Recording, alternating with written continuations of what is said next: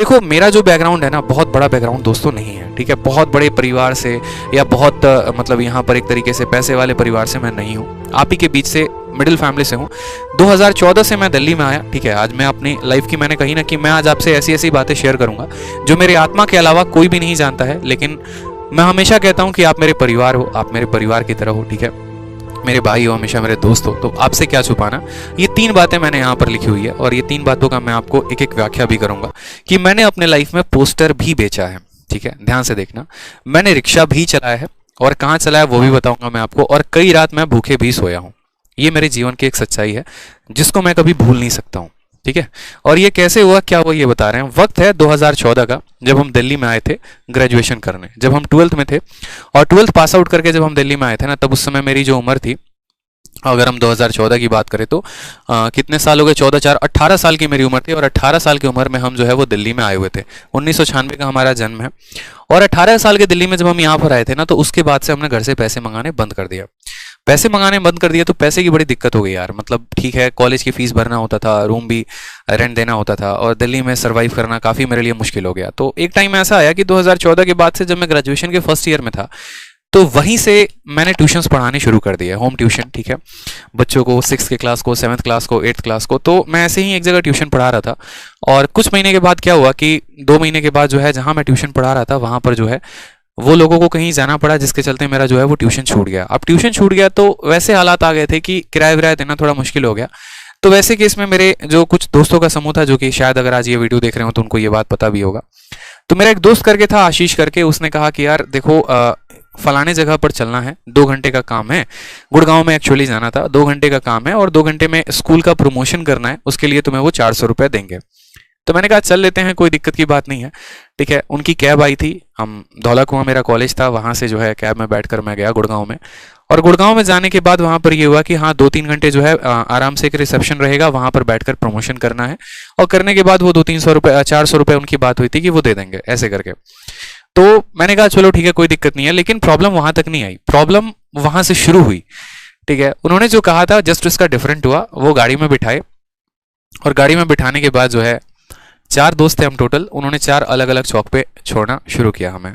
मुझे जो है वहीं पर एक इफ्को चौक करके है, मतलब उधर ही साइड में, वहां पर मुझे उन्होंने उतार दिया और कहा कि सर आप ये पैम्पलेट पकड़ो, ये पैम्पलेट डिस्ट्रीब्यूट करो, जो पोस्टर होते हैं ना, जो पर्चे होते हैं, ठीक है। और ये पैम्पलेट आपको लोगों को देना है, और ये फॉर्म है, जो लोग आपसे पैम्पलेट लेंगे या इंटरेस्टेड होंगे ये भरवाने हैं। 50 से ऊपर फॉर्म भरोगे तभी हम आपको पिकअप यहाँ करने आएंगे। मेरी हालत उस समय ऐसे खराब हो गई ना कि मेरे मतलब पैर के नीचे से मेरा जमीन खसक गया था। मुझे एक पल के लिए समझ में नहीं आ रहा था कि ये हुआ है तो हुआ क्या है। दिन ऐसे कभी लाइफ में देखे नहीं थे कि पोस्टर बांटने की नौबत आ जाएगी, ठीक है। बट कोई बात नहीं, मैंने कहा चलो कोई बात नहीं। और बुरा तब लगा ना कि जब मैं लोगों के पास जा रहा हूँ पोस्टर लेके, तो अरे भैया टाइम नहीं, हटाओ यार यहाँ से मत बात करो।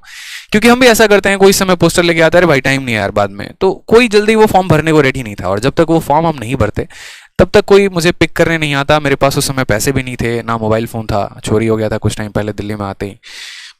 जैसे तैसे करके लोगों से फॉर्म भरवाए। फॉर्म भरवाने के बाद किसी के नंबर से उनको फ़ोन किया, उन्होंने पिक किया।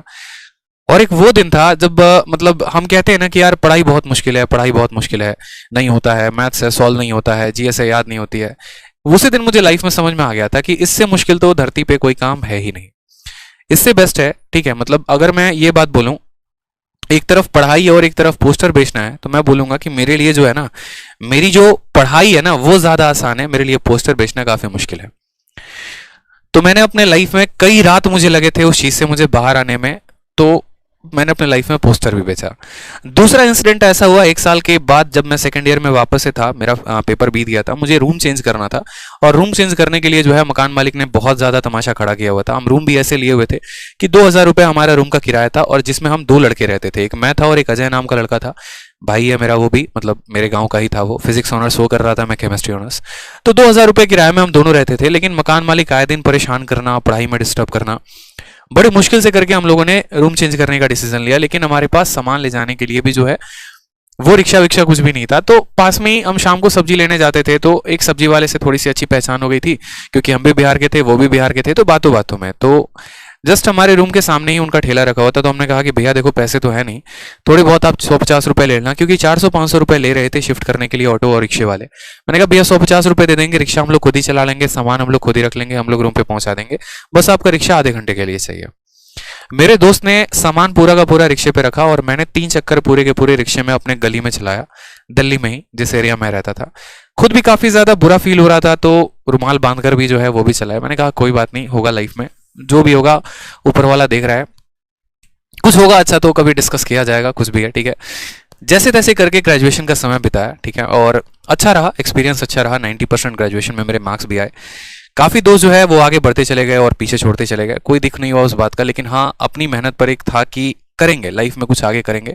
तो जब मैं ग्रेजुएशन के 3rd ईयर में जब मैं आया ना, तो मैं अलग अलग कोचिंग्स के इंस्टीट्यूट्स में मैं पोस्टर्स देखता था। अच्छा ये ऑल इंडिया रैंक 1 है, अच्छा ये ऑल इंडिया रैंक 2 है, इन्होंने सीजीएल में स्कोर किया है, इन्होंने जो है यूपीएससी में ऑल इंडिया रैंक मारा है। तो उसी के अंदर से है ना मेरे अंदर एक मोटिवेशन आना शुरू हो गया कि यार अगर ये पोस्टर्स में है ना, मैं भी ऐसा काम करूंगा कि मैं भी जरूर पोस्टर में आऊंगा, ठीक है, और मेरे भी पोस्टर्स लगेंगे, मेरा भी नाम हर जगह पर होगा, उसके लिए मैं बहुत मेहनत करूंगा। ग्रेजुएशन खत्म होने के बाद एक कमरा लिया, यहीं पर वजीराबाद है दिल्ली में एक जगह, और वहीं पर रहने लगा मैं।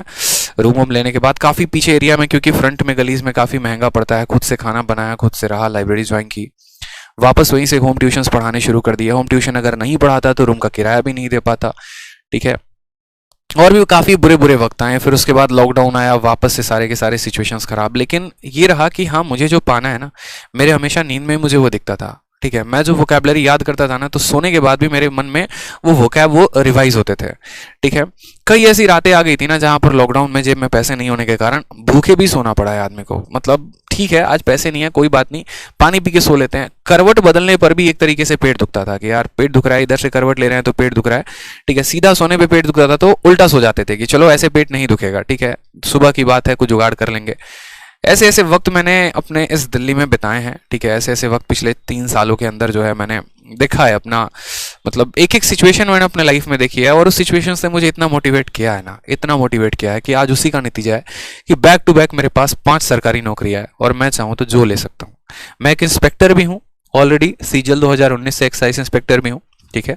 सीएचएसएल में मेरा ऑल इंडिया रैंक 114 भी है, आप लोगों के आशीर्वाद से, एक वेल एजुकेशन चैनल पर, ठीक है, बहुत अच्छे परिवार में एक बहुत अच्छा एक टीचर भी बन चुका हूँ आप लोगों के आशीर्वाद से।